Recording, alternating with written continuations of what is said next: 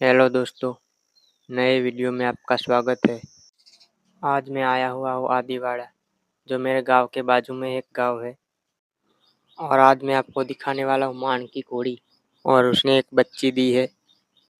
बच्ची करीब 1.5 महीने की हुई और बहुत ही खूबसूरत जयमंगल है। मैंने उस घोड़ी की कुछ फोटोग्राफी भी की है। उसकी फ़ोटो मैं इंस्टाग्राम और फेसबुक पेज पर शेयर करूँगा। उसकी लिंक आपको वीडियो के डिस्क्रिप्शन में मिल जाएंगी।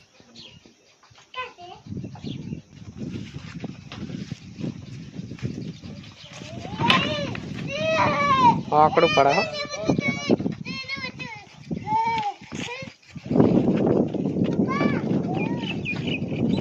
जैसे ही हमने घोड़ी बाहर निकाली, एक काली घोड़ी भी वहाँ एक आ गई दौड़ती दौड़ती। ये ना ऑल हम ले जाओ।